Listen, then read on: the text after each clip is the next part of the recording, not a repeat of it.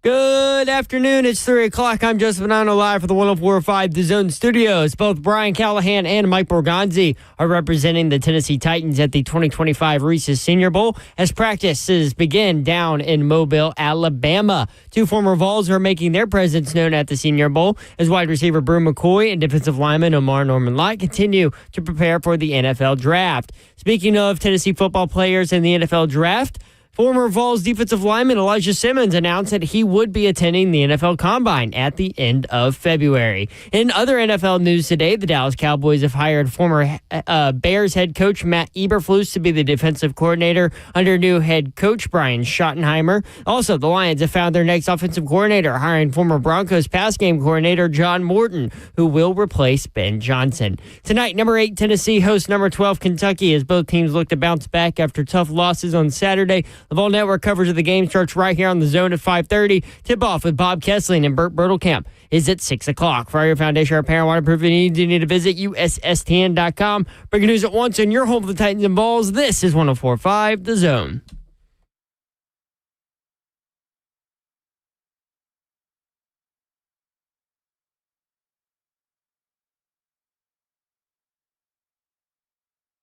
Yo, let's jump on in there. Brent Doherty with you. 3HL is on the air, 104.5 The Zone. Oh, what up, Nashville? Hope you're having a great Tuesday. Tennessee, Kentucky Day, which means we're out early, 5:30. So we got to condense and talk faster. I like it. Jim Wyatt at 5 o'clock checks in live from the Senior Bowl. A lot of local flavor down there. We'll talk with him about what he has seen. And we start today's show with Slay Dog in Carolina. Charlotte.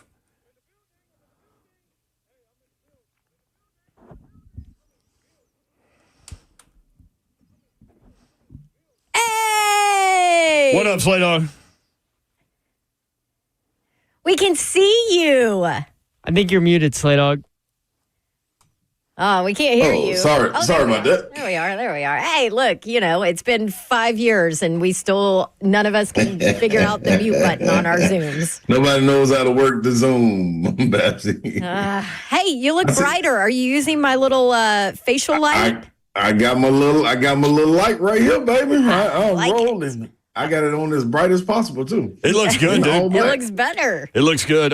So here's what's going on here, Slay Dog, as we go from show to show. Lucas Panzica in for Zach, who is now the Senior Bowl. So I walk in with my Tennessee pullover, my Tennessee golf shirt. Lucas looks at me and he goes, man, they better win tonight. I'm like, really? That's how you look at tonight's game? Battered Vols syndrome. He was like, man, I guess it's that battered Vols syndrome. So then Smiley walks in, and Smiley kind of hears it, and Smiley goes, we own them. And I'm like, Smiley, that's the complete opposite reaction. Kentucky's won 3 out of the last 4 in the series. So between those two guys, I'm having to drive the middle, and we hadn't even turned the microphone on yet. Yeah. Yeah, listen, man, there's no need to panic. Just get ready and enjoy your Vols at home. Like, what teams haven't handled their business at home outside of Alabama and Ole Miss and Missouri going to Florida? Tennessee's they've been super comfortable at home. Double-digit wins. 11-0. This is, you got to believe what your eyes are showing you, dog. Like, there ain't no need looking at numbers and all that. You know what it is when they get there. They're without their point guard. They're without their big man closer, who I said also was going to be a problem for them going to Vanderbilt and playing, because when it gets down to those last stretches, that 5-man Carr is a guy that can pick and pop or post up and go get a bucket. So without him or Lamar Butler, it's going to be tough tonight for Kentucky. It is They tough. don't have their backup, right, either? The backup point guard. Yeah, He's been gone for a while. Kerr's out, too. He's been out for a minute, too. Yeah, so what do they do there? I was talking to a buddy of mine. He said point guard by committee is what he thinks.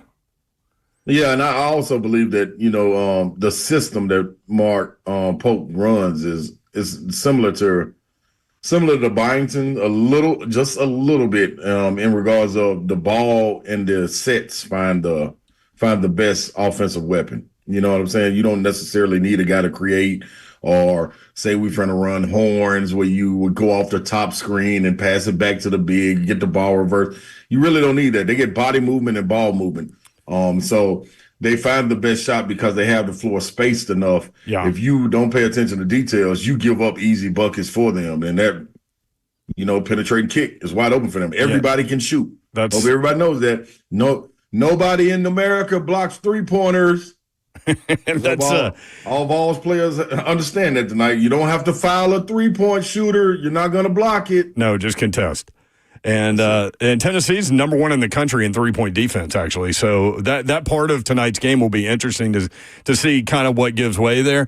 Here's the other perspective. With Lamont Butler being out, and I'll get into the numbers and everything in just a little bit, and you mentioned Kerr also out at point guard, so they're down 2 point guards. What do they do defensively on Zakai Ziegler then? Man, what does anybody do defensively? Truth. Fair. Yeah, that's exactly what Bruce Pearl said. Try not to fall down. And he's like, thank goodness we didn't have to play him at home. Like it's different, man. That dude is different, especially if he's playing like he did against Auburn, man, and is out of foul trouble the same way he played against Mississippi State, so forth and so on. You're not gonna go. I don't think you're wise if you're going and saying we're about to attack Zakai Ziegler. To me, that automatically takes you out of your game plan for a guy that was reigning defensive player of the year. Yeah, like for a reason. He understands. He's a veteran, he's an experienced guy. If you want to go and post him up and break off your offense to do that, he'll fight long enough. People know how to rotate. He knows how not to let you have your space in which you're trying to operate. The other thing is if you try to just take him off the dribble, good luck. Good luck. He's craftier than the chunky junkie that stole my truck. Like I'm telling you, you do not want to play around with your food while this guy is near the ball, regardless if he's in the help side or directly on the ball. He will make you pay. So, man, my thing would just stay away from attack somebody else. Attack the big men. How about that? That's worked well for other people. Yeah, well, I mean, they're missing bodies. There's no doubt about that, and they're missing minutes. So Lamont Butler, second leading scorer for Kentucky, 13.2 points per game. Team high, 4.8 assists, shooting 51.3% for a perimeter player who likes to drive also from the floor. Really high number, 40% from three. Here's the thing, though, Slay. When they got into SEC play, I think he's averaging like 27 minutes per game for the season. But when they get into SEC play, 32 minutes per game. That is a obviously, I mean, we can't say it enough. That's a key cog that they're missing there. Who's that? Who you talking about? Lamont Butler, yeah. Yeah, no question. Like everybody knows, everybody understands, regardless of what sets you running or anything, the extension to the head coach is your point guard. That's like you running out there with a backup quarterback.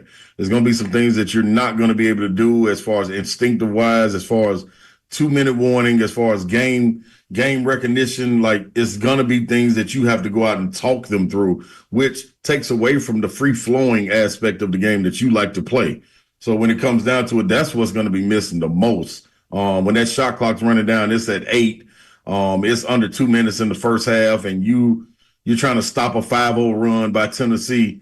That's when people are looking around like to see where do you get that calm, looking at your guy. Butler is the guy that brings that. And that's rather him operating in the pick and roll, getting to that 15-foot range where he can pull up and take that shot where he's made a living. And I mean a living. When you think back to how he was at San Diego State, the reason they sent them to the Final Four and to the championship game was because of that pull-up. He operates in that range. He knows how to get there. You can't speed him up because of his experience. And he's a calming force in an offense that can be hectic when guys are looking around for ways to score. So that's vital. That is vital in this matchup. So do you want some crazy numbers, Slay Dog? Don? Always. Crazy numbers. So before Rick Barnes, from 1993 to Rick Barnes, so 23 seasons prior to Barnes, Tennessee was 9-35 against Kentucky. He's trying to go 12-10. I mean, completely flip the script. Isn't that crazy? That's big. Yeah, and it's a confidence boost. I think when you look at it, it's almost like playing the Yankees. You know what I'm saying? Like when you walk in there in that rivalry, it's like, dang man, we got to go fight them again on their home field.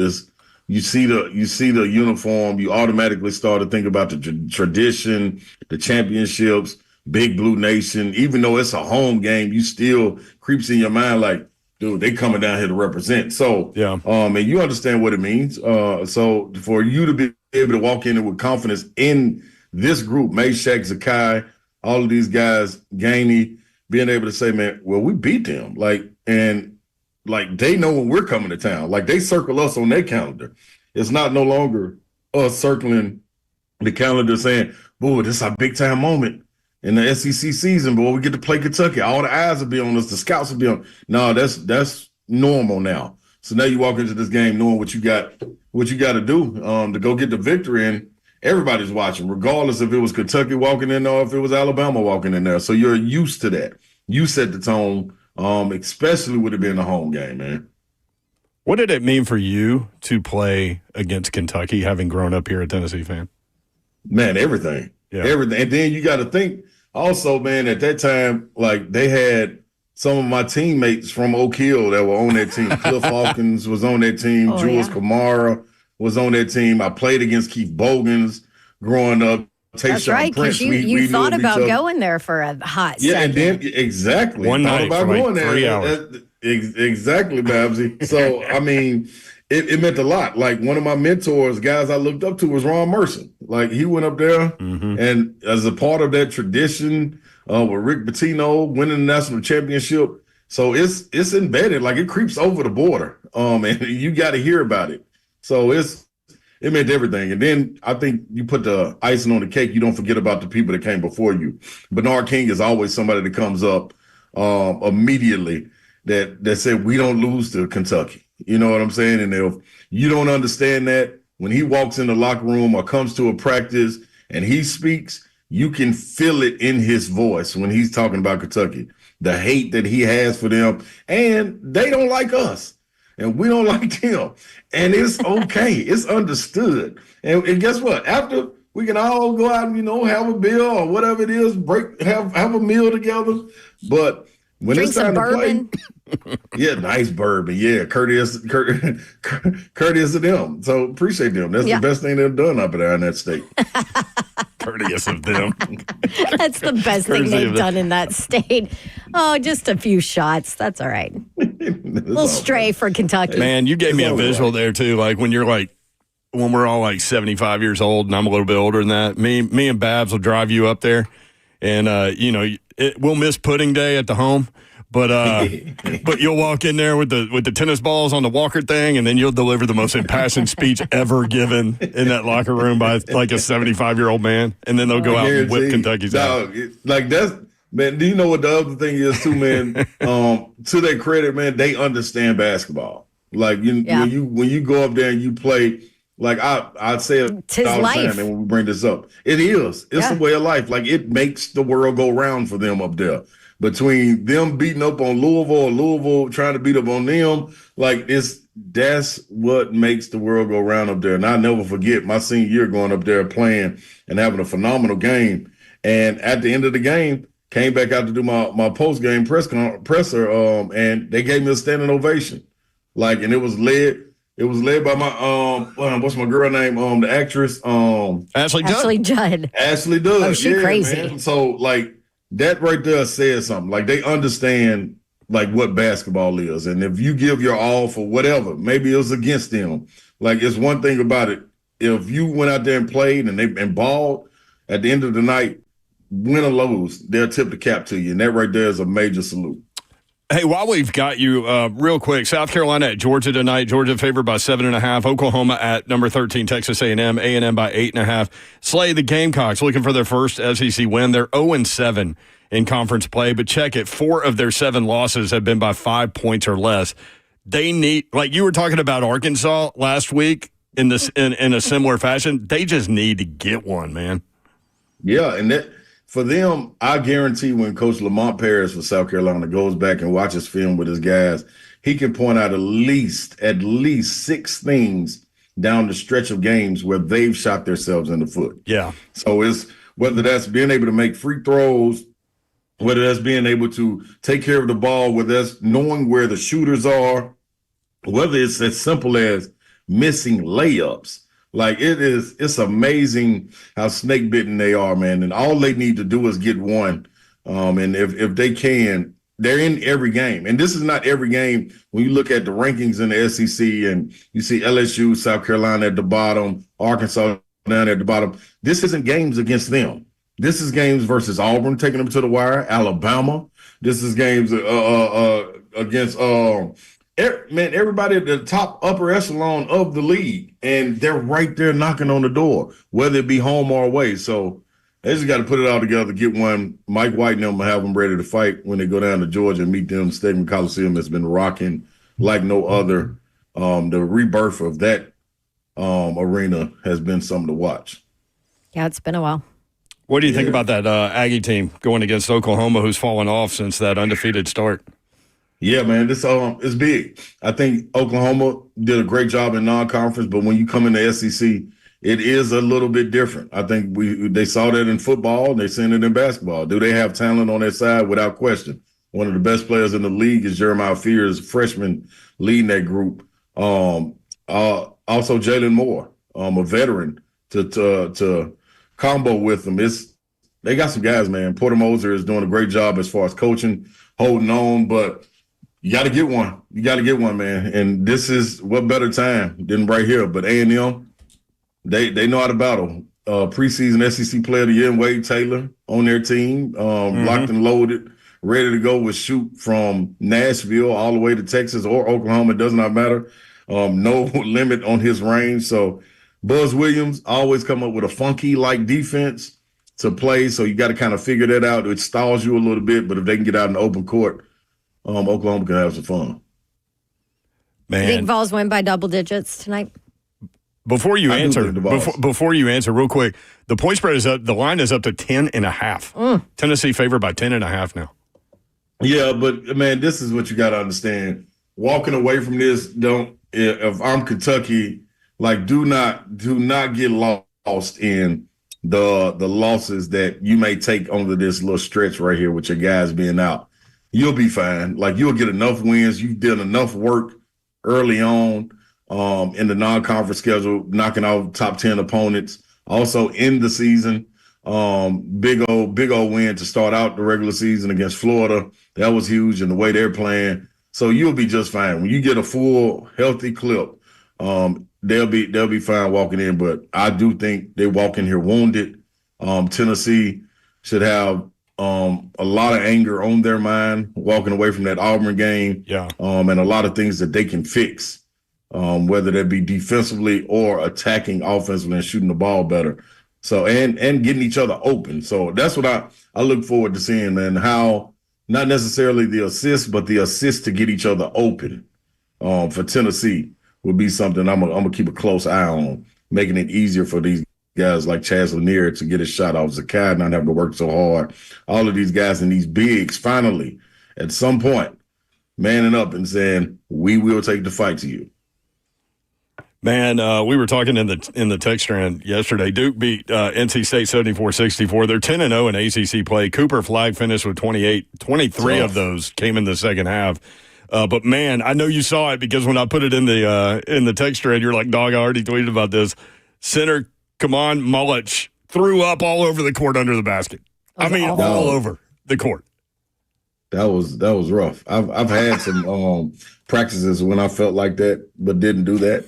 And it wasn't for whatever. I don't know if a virus going around over there with him or too much water. They said he chugged Gatorade, and that's what did it. Oof. Guess what? Listen. That's a real thing. That's a real thing. Like I used to do that because I used to cramp up a lot, so I used to drink so much Gatorade and water, and your stomach gets so full. Dog, you can't hold it. I've done that at halftime. I didn't know that's what it was for, but I had an inkling of it. But yeah, man, you gotta learn how to. He's a freshman, so he got to learn how to hydrate better the night before. Matter of fact, 2 nights before the game. Stay off them Sprites and all that Gatorade and stuff. Drink some water, man. The guy that was guarding him was like backing down, like he was behind him, and he was backing down. He like backed into the vomit on the court. That was gross, dog. They stopped the play and everything.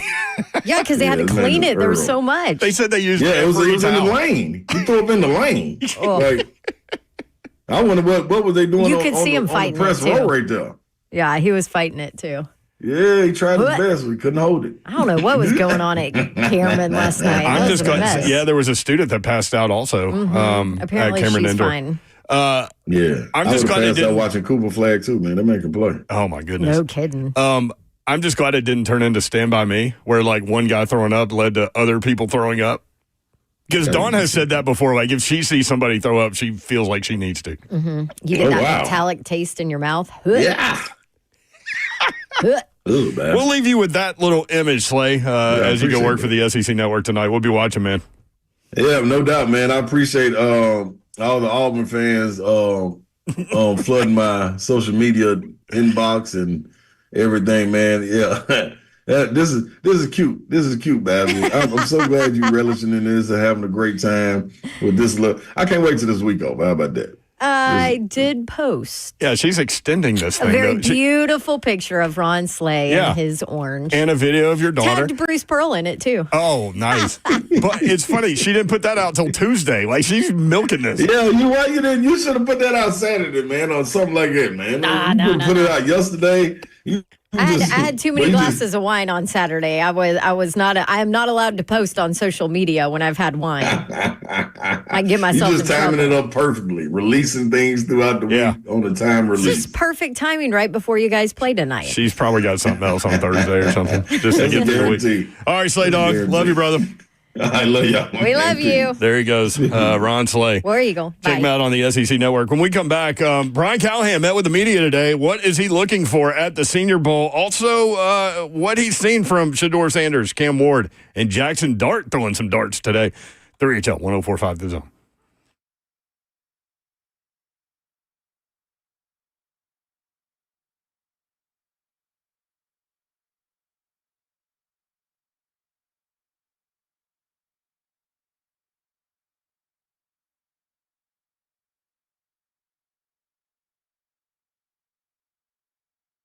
What's happening, good people? Holistic stem cell therapy. Let's get your body feeling good. How you going to do that? I just told you, holistic stem cell therapy. But you got to go to Kellum Stem Cell Institute.com to get it done. I am one to let you know that I had it done with my knee, yes, and my hip, and my shoulder. And you're asking me, you had what done, Slay? Well, I got my body's stem cells harvested and stored for future and continued use. Now, they are your healing cells. It's your body, your cells, your solution. With my knee, the results were so great. The inflammation left so quickly. I wanted to expedite the results in my hip. So I went back, talked to Dr. Kellum, and said, hey, man, hold on, Kellum, man, check this out. Ethan Kellum is his name, but I call him Doc. You can call him Doc. Doc, listen, we got to get this hip together. He said, don't worry, we hit you with the secret sauce. Secret sauce is mine because it's stored for future and continued use. All it is your nanoparticles and things waking up your cells, telling your body, let's go, let's get this inflammation out of here. 615-850-4415. You go have the conversation and consultation today at KellumStemCellInstitute.com.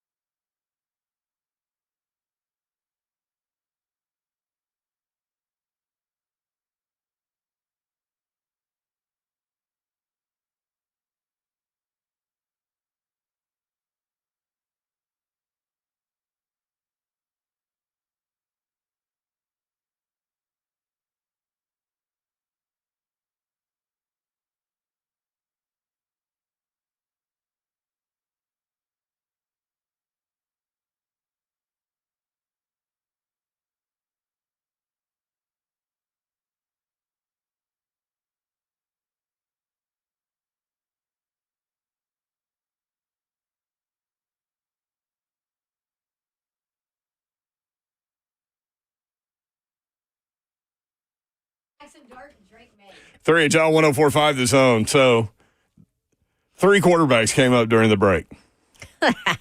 Dylan Gabriel, who apparently just obliterated the fastest throw record at the Senior Bowl, which I do not believe at all. What I do don't we want to believe it hit at that? What did he allegedly hit? Keep in mind, the record was 62 miles per hour by Josh Allen and Joe Milton. Which, of course, we know the gun on that guy. Listen, the next time that the U.S. military needs to launch Scud missiles, just take Joe Milton over there and let him throw them. Yeah, as long as they can make it accurate, you're good. So, according to the scoreboard where they keep all the metrics at the Senior Bowl down in Mobile, Dylan Gabriel, Mobile. Mobile. That's what I said. Did I say Mobile? Mobile. Oh, Mobile, Alabama. Yeah.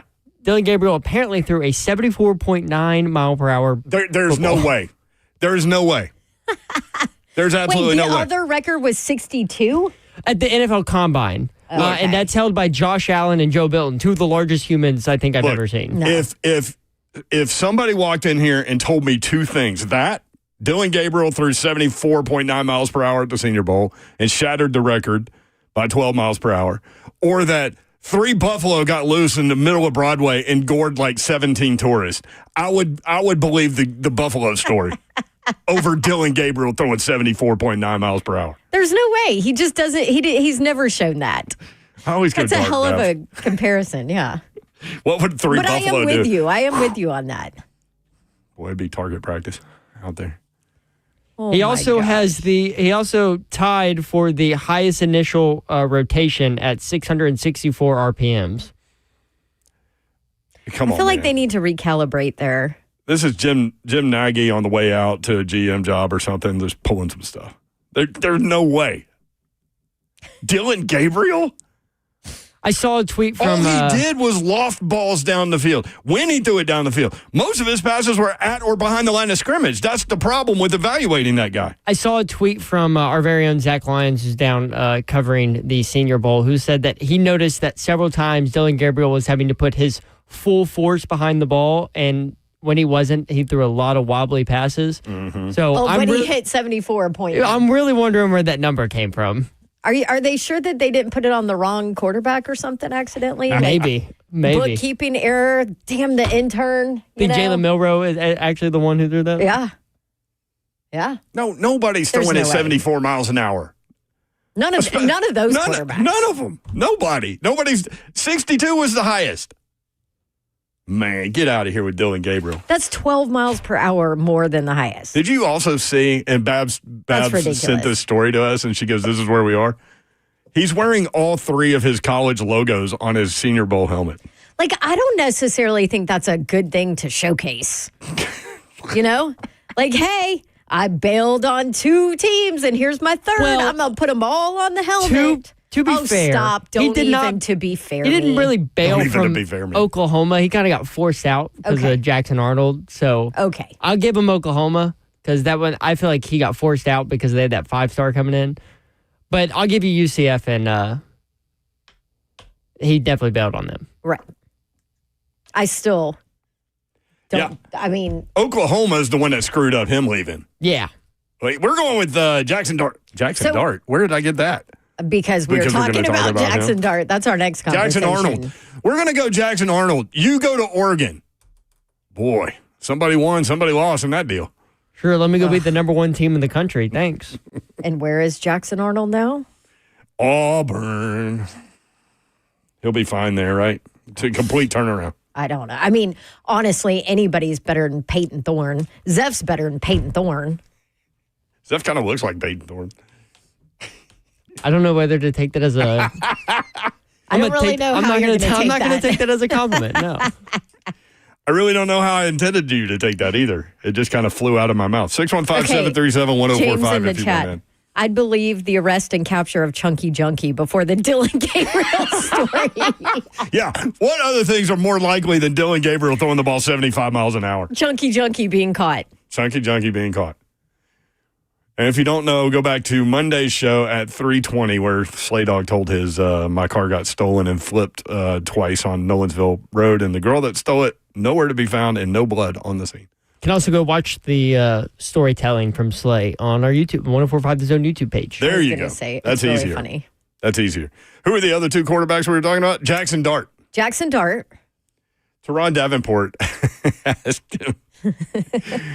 And you were just like, I've been saying that Jackson Dart's going to be the third quarterback. Like, I'm on that little ledge. I am not sold on Jackson Dart. That's a nice way for you to say that into a microphone. So... So then I just go on Instagram, and there's Teron Davenport interviewing Jackson Dart, and he asked him, he was like, what separates you from the other quarterbacks? And he goes, I'll leave that for the meetings. And I'm like, there are a million ways where you could have answered that question. But he's going to leave it for the team meetings when he meets with the teams at the combine. I guess that's what he meant. But that's a cop-out. But I'm like, look, man, there's a lot of talented quarterbacks in this class. He answered it, too, that I thought was crappy. Yeah, he was like, thanks for the question. To Teron. But, I mean, like, wouldn't you just say, like, hey, man, there are a lot of talented quarterbacks in this class, even though there aren't. That's what you would say. And I'm not really worried about those guys. I'm worried about me and what I can show and, you know, be the best quarterback I can be. I mean, it's not hard. I mean, maybe it's... But just stiff him on an answer? Because he can't answer it. That's how I look at it. He can't answer it. You know why? Because he can't read defenses. He's super slow at processing that. Every time he's pressured, he sucks. Or do this, like, hey, I'm the best quarterback out here. Like, this is your job interview. What did Zeph just tell you? Oh, I didn't know if he said it on the air or not. I did not. No. I said that description sounded familiar. A certain minus the strong arm. Yeah, there you go. So there's like no redeeming characteristic. I know. There are so many Titans fans that are sold on Jackson Dart, and I am not. Fab just he threw that and kept running. All right, third quarterback we talked about. You like that was like a Dylan Gabriel throw that nobody saw, and then when we just saw the score. 615-737-1045. So Dylan Gabriel, Jackson Dart. Who else did we talk about? There was another quarterback. Drake May. How in the world did he get a Pro Bowl? How is he in the Pro Bowl? Because no one else can do it. Also, what is the Pro Bowl? What are they doing? Are they doing flag football again? Yeah, Eli and Peyton have their Frank Bush is actually, I think he's Peyton's defensive coordinator. Oh, yeah. I saw that. Titans linebacker coach. But, yeah, no. I looked at the stats, like him compared to the rest of the NFL, and he was literally bottom 5 to bottom 10 in every major quarterback category.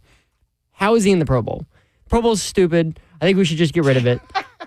It doesn't make any sense. The Pro Bowl is stupid. I mean, I think we can all agree on that little hot take.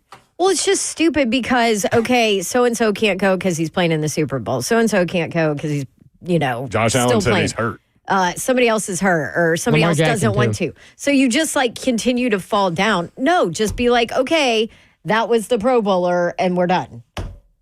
Like now you're getting to Drake May as a Pro Bowler. Here's the story about Drake May being a Pro Bowler. Here's the story. I cannot believe this headline.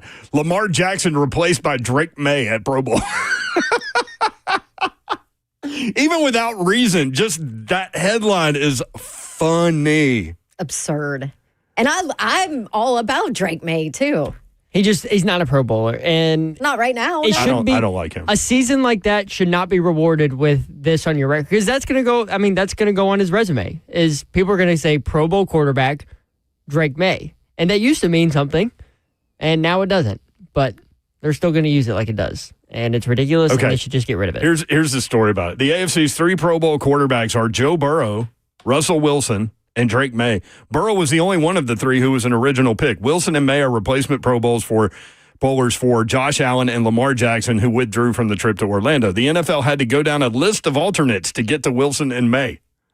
Texans quarterback C.J. Stroud declined his invite. Broncos quarterback Bo Nix isn't going because of a previously scheduled minor postseason cleanup procedure. It is unknown why Chargers quarterback Justin Herbert isn't going. So he's like the 8th on the list. Mahomes, of course, is playing in the Super Bowl. So Wilson now is a 10-time Pro Bowler. No. It shouldn't be counted on his resume. This is dumb. Although the actual players are all about the All-Pro, not Pro Bowl. Oh, there's a huge difference. Yeah, because that actually means something. Right. I mean, yeah, you only take the Pro one Bowl player is at each position. Take your family to, used to be Hawaii, now it's Orlando, let them go to Disney, have a big old time.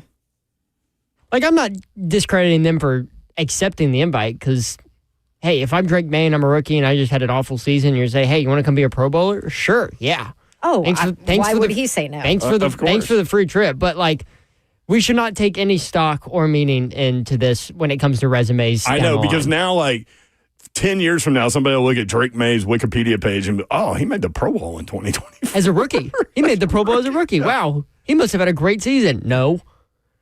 Oh, man. OG on YouTube. You can watch the show live, YouTube, Facebook Live, Twitter, and Twitch. Twitch, please. Have you guys played the Duval clip today? Oh, not today.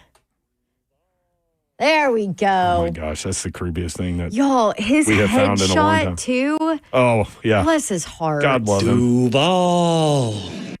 Like, I really like him. I remember meeting with him, obviously, when I covered Kentucky, when he was the OC at Kentucky. And Stoops knew nothing about him, basically. He just said, I want somebody that's going to take my offense kind of to the next level.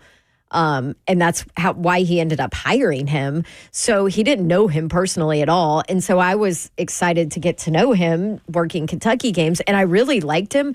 But this is like the most awkward, awful new coach press conference introduction ever. Right. And watch that guy go like 17-0 and Trevor Lawrence is like he might. the NFL MVP.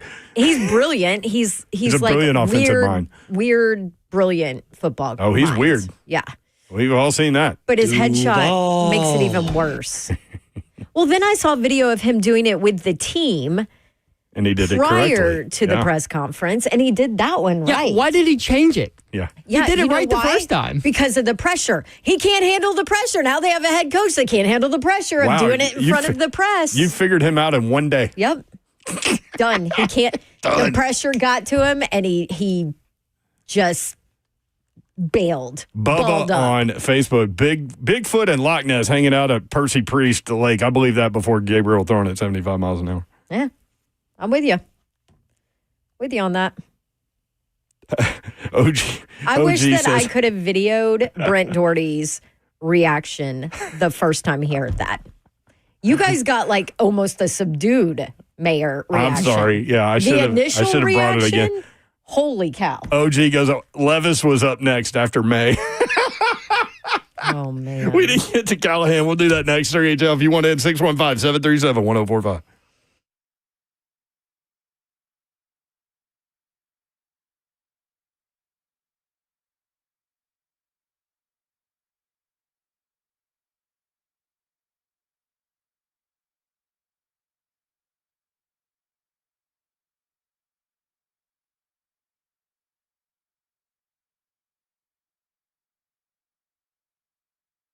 All right, guys, I'm talking to you right now. I got a question for you. How are things going in the bedroom?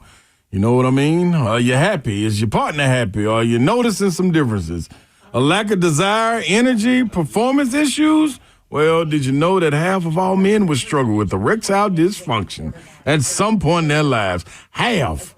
That doesn't have to be your normal. Nope. This is where GameDayMen'sHealth.com, they come in. Listen.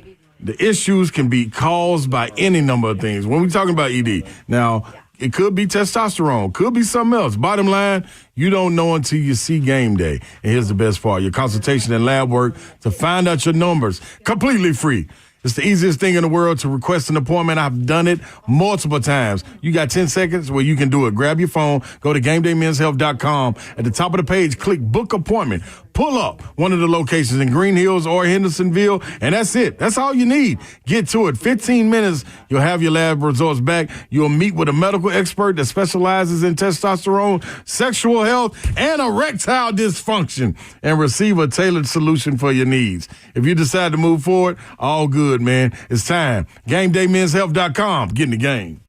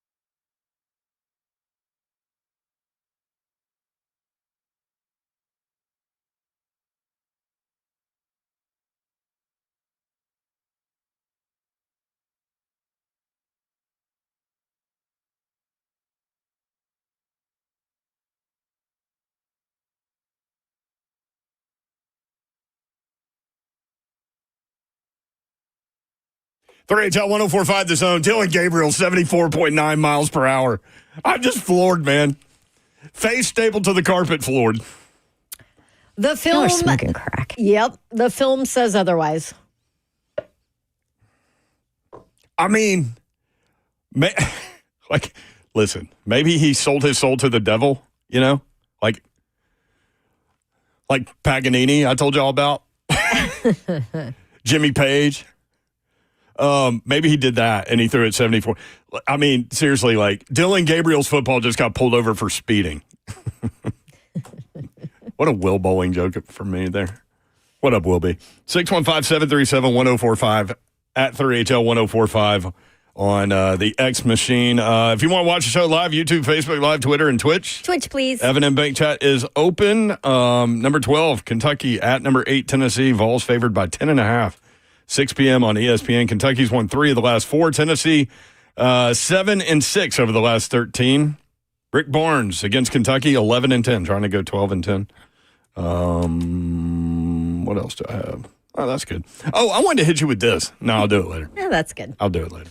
615-737-1045. Now, I said we were going to hear from Brian Callahan, so let's go ahead and start this a little bit, and we'll do this throughout the course of the show. Remember, we're out at 5:30 today. Vol Network coverage of Kentucky, Tennessee at 5:30. Brian Callahan, cut number 1, Zeph Dog, on what he's looking for at the Senior Bowl. The all-star practices to me are always much more productive watching the one-on-ones and individuals, and the team stuff is a little bit wonky because it's a bunch of guys in there playing together, so it looks like a bunch of guys that haven't played together. So a lot of value in the one-on-ones, offensive line, defensive line, receivers and DBs. Just to see guys move, that part is productive. Was it kind of building? Seeing guys move is productive. Wonky, huh? Do y'all use that word? No. Not my vocabulary. I feel like you have used it before. I don't think so.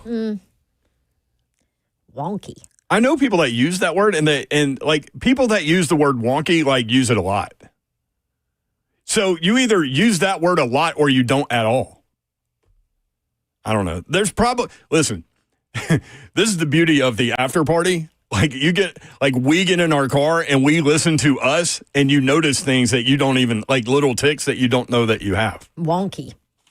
Maybe I do say the word wonky all the time, and I just don't know it. Callahan's a wonky guy.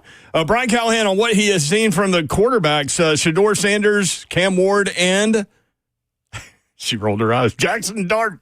I haven't seen much. That's the other part. I wish they were both kind of doing these games. Would be helpful, but they don't have to necessarily. So, but I really enjoyed meeting Shedeur. The person is really a fun guy to talk to. He's really sharp. You can see all the things. The maturity part of it is pretty impressive. I have not had a chance to meet Cam yet, but as far as the tape and all that stuff, they both do really good things on tape. I mean, they're in the discussion for a reason. They are the best quarterbacks that are coming out in this class. You can maybe put 1 or 2 other guys in the mix, but those guys are to be the best too. So we got to keep finding out more about him. Is Jackson one of those guys that you paid any attention to? I've watched him too. Yeah, I think he's got some interesting talent. I'm looking forward to watching him here. I think this will be a big week for him. But yeah, he certainly has tools and traits and things you look for. And again, just trying to drill down on the people and what they're like and how they interact. This will be fun to watch him this week. Yeah, that's so funny that he said that. My last contract negotiation, they were like, well, he's got interesting talent. I was like, no, they didn't say that. But I was interesting's not a good word. It's not a good, if you hear somebody say that. Pull when you don't know what other word to use. Interesting talent. If Mr. Babs tells me something, hey, this either A, that I don't care about, B, I'm not listening to him, or C, I think he's wrong, then I'm like, oh, that's interesting. And then you just keep moving. And then I move on. Because if you say anything, you're investing more time into whatever it is somebody just asked you. Yeah. Oh, yeah. Interesting talent. I could totally see him going off on because Mr. Babs has these well thought out opinions about various things, sometimes weird things. I can totally see him going on this little 5-minute thing and you not hearing one word of it. And going, oh, that's interesting, honey.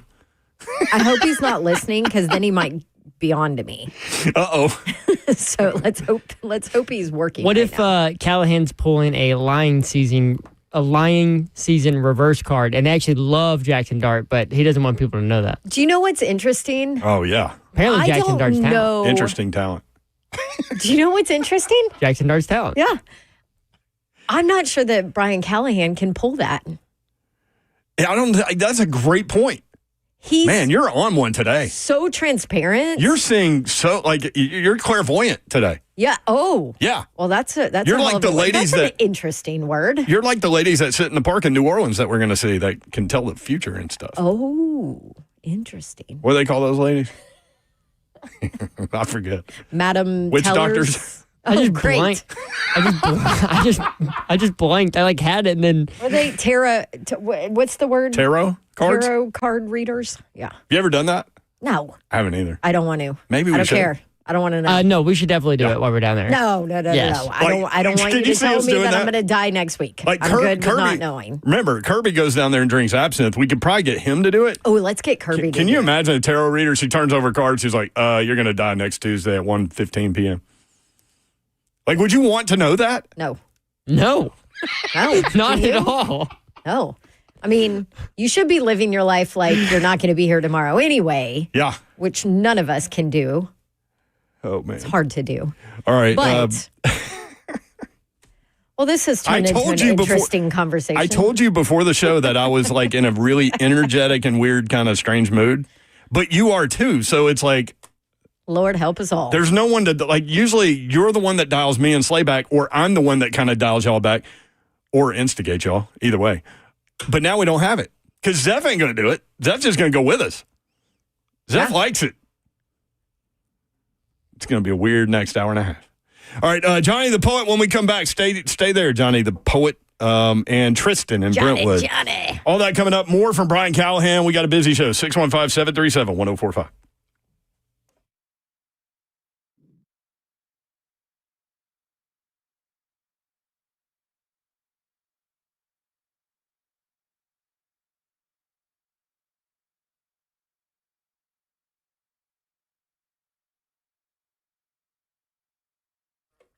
I want to tell you about my friends at Brentwood Jewelry, man. If you need watches and you haven't already heard this, Nashville's premier timepiece dealer, Brentwood Jewelry. Not only do they have the best selection in watches, they are also the go-to spot for pre-owned Rolexes, both vintage and current models. You can own a pre-owned Rolex for a fraction of the cost. Every watch has been meticulously serviced to ensure the highest level of performance and is presented with a 2-year warranty. This is a locally owned and run business. For more than 50 years, Brentwood Jewelry has been helping its clientele. Just go in there, meet the Amamali family. They are awesome people. And you'll have a jeweler for life, and you'll have all of your gifting responsibilities taken care of whenever you need throughout the course of the year, simply by knowing these guys and going into Brentwood Jewelry.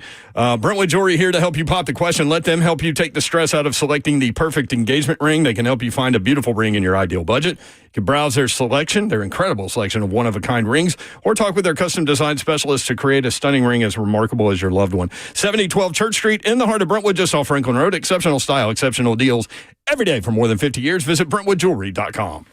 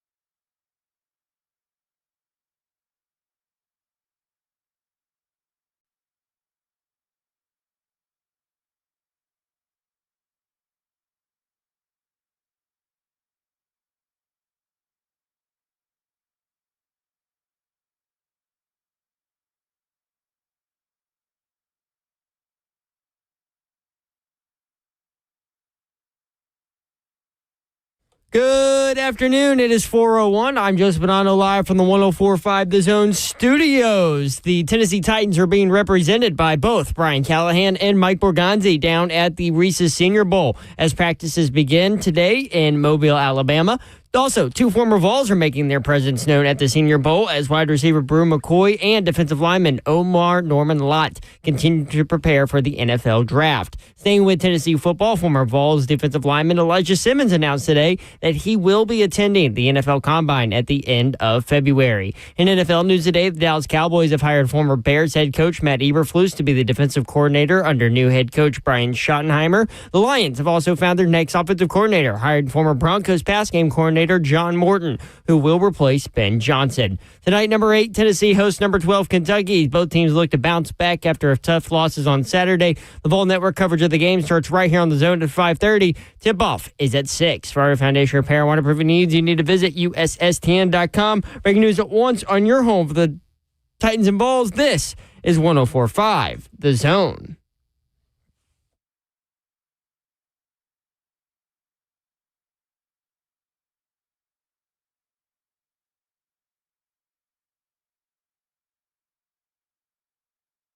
HL 104.5 The Zone. Brent with you on a beautiful day in the Music City. Hope you're having a great Tuesday. Going to be a fun week. Tennessee, Kentucky going at it tonight. Vol Network coverage begins at 5:30, so we exit stage left. Literally. At that time. So we have to get a lot in before we get to 5:30, and we're doing our best to talk quickly. Dylan Gabriel, news of the day. Dylan Gabriel threw at 74.9 miles per hour, allegedly. If true, Mayor calls bunk. Yeah, if true, he sold his soul to the devil like Paganini. Look it up. To be honest with you, I think it's complete and total bullshit. 74.9 miles, but there's no way. Joe Milton's tied for the record at 62. With Josh Allen. You're telling me that that Dylan Gabriel throws a football faster than Joe Milton? No way, dude. Come on. I don't believe it. Someone needs to recalibrate their radar gun. Agreed. Hey, Zeph, there's a great white shark swimming down Division Street right now. I'd believe that more than 74.9 miles per hour. 615-737-1045. I mean, that's where we are today. Oh, man. What does Liam Cohen think about it? That's bunk. That's right. Bunk. Twitch, please. I mean, I know what Don Davenport thinks about it. Twitch, please. We missed Don's intro earlier because we went straight to Slay in Charlotte. But, yeah, what does Liam Cohen think about it? Duval. Don, Penn State lost their DC to, was it Clemson? Mm-hmm. Tom Allen. I meant to bring this up yesterday. Yesterday, they stole Jim Knowles from Ohio State. He will be the Nittany Lions defensive coordinator. Knowles ran the Ohio State D, which was number 1 in the country in scoring defense. So, interesting move. how about that? Yeah. So, you always wonder, like, what's going on behind the scenes, right? I mean, do you look at that as a lateral move? Do you look at that as a step back move? I mean, you don't have Abdul Carter there on that defense at Penn State. It's not like Penn State's going to be good, though. I mean, they've got both running backs who were awesome. You saw them. Quarterback with Drew Aller. People like him. They have some young talent. Drew Aller's got interesting talent. Oh, there you go. I take that as needs a lot of work. Well, I mean, he has his moment. Much better with the new OC last year. Yeah. Much better.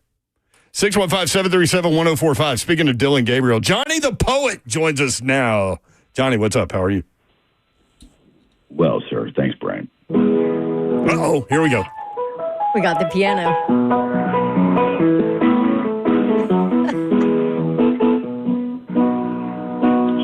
Goodbye, Dylan Gabriel. Though you were a Sooner, now later you had to go and play for the Oregon Ducks. What is he going to rhyme now with you ducks? are a wood duck. Oh, okay. And Brenton and Slay, they say there's no way that you threw 74.9 miles an hour. And it seems to me you lived your life like a quarterback in the portal. Never knowing or seeing that you're not mortal. And I would have liked to have known you when I'm just a poet. And now you know it. Gabriel, you are not as good as me. Go 3-8 shells. Love you. Bye. There he is, he's Johnny the Poet. Johnny, Quick work with the Dylan Gabriel news today. Right? I think we should send that to the Senior Bowl and say, Yeah. hey, this needs to be playing over the speakers because ain't no bleeping way. Yeah. Because that's bunk. Yeah. I mean, just stop the entire game when Dylan Gabriel gets inserted into the lineup and play Johnny the Poet song. just stop the whole game. Oh, our chat. Now, this is interesting. Interesting is our new word. Oh, man. Oh, yeah. Captain Wumbo, get those lighters in the air. That was good. Oh, that was Little Elton great. John take on Dylan Gabriel. He worked 74.9 miles per hour into his song. It's pretty good. I was concerned about what he was going to rhyme with ducks. Ducks. That's what I was thinking. I was like, uh-oh, Johnny. Keep it clean. 615-737-1045. Tristan in Brentwood. Tristan, what's up? Hey, thank you for taking my call. I was wondering how Simmons is doing down in Alabama, the corner or safety for ASU, the one that can transferred from Austin P to ASU, and also the BYU game. Shedeur Sanders, you know how Colorado got blown out by BYU? Colorado was partying 2 nights straight, at the nightclub, a strip club. So I would not like Shedeur Sanders at all. And Cam Ward, if you go watch the Fresno State game, where they faced Fresno State, his team, that guy doesn't get it. They only scored 6 points. Who, Tristan? Who's the last guy you were talking about? Cam Ward, the quarterback from Miami. That he played Fresno State, and they lost to Fresno State in the bowl game once he was at Washington State. So I think you're going to take a Ryan Leaf there if you took Cam Ward. Now there's a take, Tristan. Thank you, brother. Cam Ward is Ryan Leaf. Ryan Leaf, who we always see at the Super Bowl, we need to bring that up to him. All I know is Tristan said strip clubs, and I didn't really get past that. He said Shedeur Sanders was at a strip club. I never saw that story. I wouldn't saw care, any of that. number one. Hey, man, you do you. You got any take there, Zeph, on any of that? No. That was interesting. Dynamite drop-in money and broadcast school has really paid off. Good job, Zeph. Do you have to take there, Zeph? No. Nah. Man, Nah. Tristan. All over the board there. You hit 5 different things. I don't even know what to go back to. In terms of the Arizona State safety that transferred from Austin P, I'll honestly tell you, I gotta do some research on that. I think his name is Shamari Simmons. I think that's his name. So. Shamari Simmons, yeah. We have not specifically heard how he looks there. Yeah. Here's a story about Shamari Simmons leading great start to second half for ASU defense. We do have Jim Wyatt coming on live we have multiple Senior Bowl guests as we go through the week. Yes. And then we'll finish up on Friday. Zach will chime in. Yes. Zach Lyons from Cover 2. Cover 2. And Zach does a great job of covering the Senior Bowl on Twitter. So follow him. And he's such an analytical guy too, loves the numbers and all of that. But Zeph's been texting him nonstop, hey, how does Brew McCoy look? How does this guy look? How does my guy this guy look? Yeah, I got a couple. Zeph, my guy this guy. Let him work. Well, the practices are over, and he's prepping for his show tonight at 6 o'clock, I believe. What did he tell you about Brew? He said Brew looks the part. Best build out of either team's wide receivers. Did he say he has interesting talent? No, but he did say he struggled with some separation, but he made up for that with contested catches.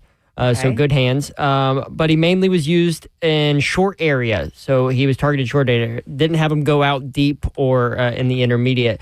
And I texted him back and I said, well, it kind of sounds like teams are probably going to be looking at him as a hybrid tight end just because of his size and physicality. And he said his partner on Football and Other F Words, Stoney Keeley, agreed. Do you see him as a hybrid tight end guy? I mean, he's a bigger wide receiver.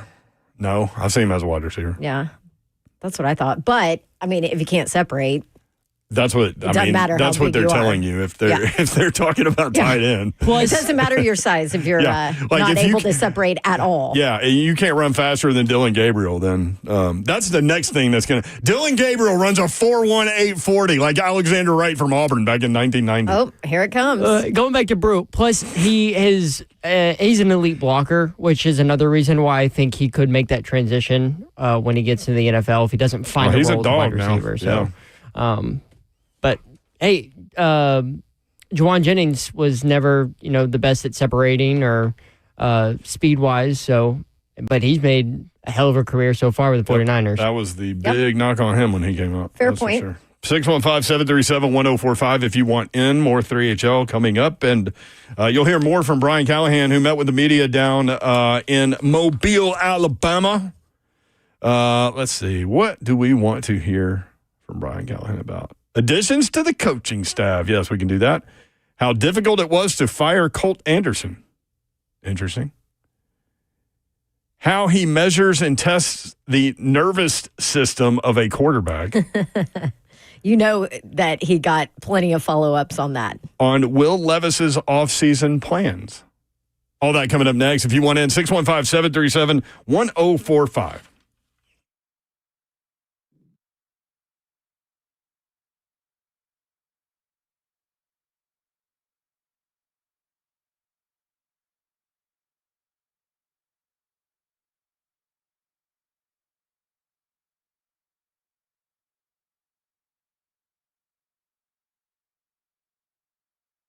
I can tell you about generational internet. Yeah, that's from Xfinity Internet. That's what we have at our household. And we always have 8 trillion things going on at our household, from gaming to working from home to me doing research on the internet to streaming shows for baby Babs on the internet. And we never have any issues thanks to Xfinity Internet. Get the speed you need at a great price. Xfinity Internet comes with a variety of speeds to choose from Connect More up to 200 megabits per second, all the way to Gigabit Extra, which is up to 1.2 gigabits per second. So reliable speeds, internet you can count on. Xfinity Internet is where you need to go. And here's the deal. You can get up to 5 times faster upload speeds for smoother connections on the largest gig speed network. And you only buy what you need to keep yourself connected. That's how Xfinity works. Xfinity's internet service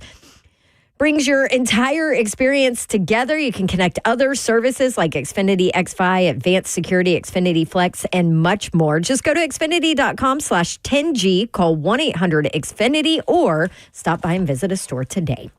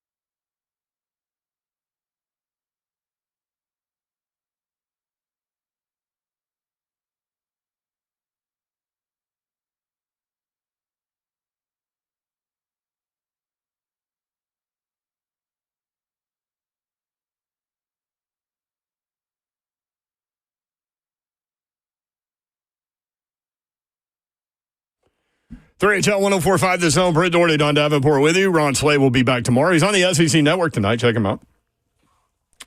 Right there. Tennessee, Kentucky. Also coming up tonight, South Carolina at Georgia, Oklahoma at Texas A&M. Vanderbilt does not have a midweek game, so they get to get a little break from the gauntlet of a schedule that they've had. Enjoy the win against Kentucky. Yeah, their schedule is ridiculous. I thought I had it in front of me, but I don't. But, yeah, it's ridiculous. I mean, basically until the last week of the regular season. Mm-hmm. Some news for that Tennessee-Kentucky game. Kentucky's Andrew Carr will be available. Kentucky updated that on the injury report. Yeah, that surprises me. I'd heard that he was definitely not going to play, but there you go. He hasn't played in a while, has he? He missed the last game. With a back injury. He missed the Vandy game. Okay. So, yeah, I mean, the big story tonight is that Kentucky will be without its very important point guard, Lamont Butler. Second leading scorer on the team, 13.2 points per game. Team high 4.8 assists, shooting 51.3% from the floor, 40% from three. And he's averaged 32 minutes per game in SEC play. His backup point guard is also out tonight. So Tennessee favored by 10.5. Has the line moved since Carr was announced? I wonder. I'll have to look. I'm looking up too many things right now, Zeph. I'll look up the line. We need. You know what we need, Zeph? That just came out. Yeah. We need a research department. Yeah, his name's Zeph. Yeah, but he's in there talking while I'm in here like looking up various things. On FanDuel, it is still 10.5. There you go. We'll check it at the end of the show. You think there might be a little movement? I don't know.